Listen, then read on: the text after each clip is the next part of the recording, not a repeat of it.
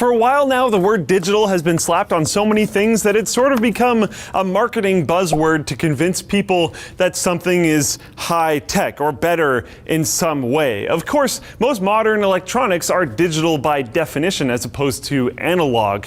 But what do these terms even mean, and is digital necessarily even better? For a long time, most consumer electronics like televisions and cassette decks worked by using analog signals, which you can think of as being similar to one of those wall clocks with a perpetually moving second hand.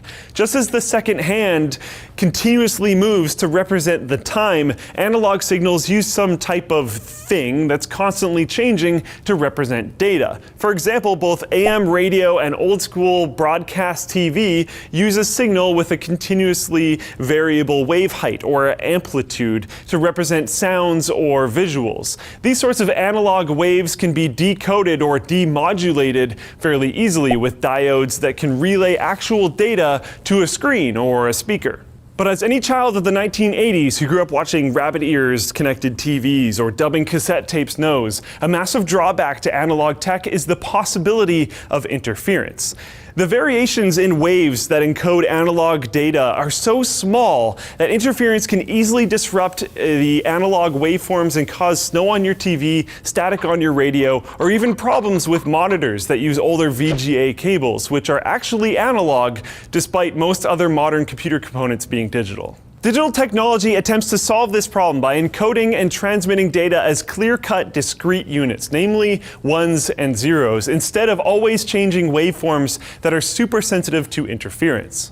These ones and zeros are actually just representations of electrical signals being on or off. When you view it on a square wave, that's either up or down. These positions are easy representations since any piece of a square wave can only be read in one of two states, on or off, up or down. They aren't nearly as vulnerable to interference, making digital transmission normally a heck of a lot more reliable across longer distances, which is why the length of speaker wire in your home theater matters, but the length of a digital HDMI cable usually doesn't, at least not for resisting interference. And since digital data is stored as an exact finite set of ones and zeros, it can be perfectly replicated anytime you need to make a copy, unlike analog recordings that degrade over time due to the difficulty in duplicating an analog wave at every single point. This is the reason that an MP3 copied to a million iPods will sound the same on every one, but a cassette tapes that are copied a whole bunch will eventually sound like garbage after you dub them enough times. But even though digital has obvious advantages, we live to a great extent in an analog world.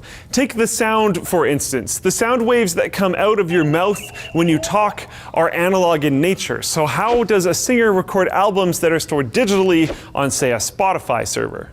Well, digital recording primarily works by sampling instead of recording all of the infinitesimally small changes in an analog waveform. An analog to digital converter takes snapshots of analog sound or video and stores them as digital bits. This is typically done many times per second with higher sampling rates resulting in more data and usually better quality, allowing a digital recording to achieve pretty close fidelity to the original performance while taking up much less space on a disc.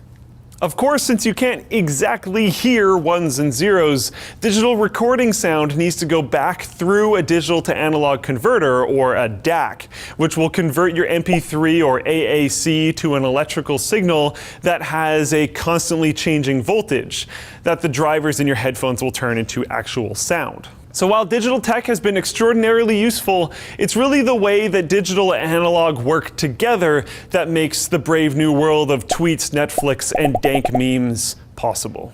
Speaking of digital things, Audible.com is the leading provider of audiobooks, with more than 180,000 downloadable titles across all types of literature, including fiction, nonfiction, and periodicals. Audiobooks are a great way to listen to something while you're, say, in transit on your way to work, or just trying to run around the track at school and you're super bored and whatnot. Anyways, physical activity, whatever. At least you can listen to a book.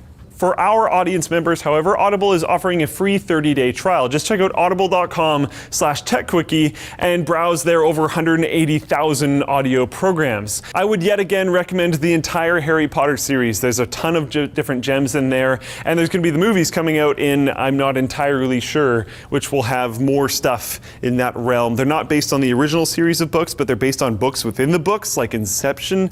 books. Maybe I shouldn't reference another movie when talking about a single movie. Either way.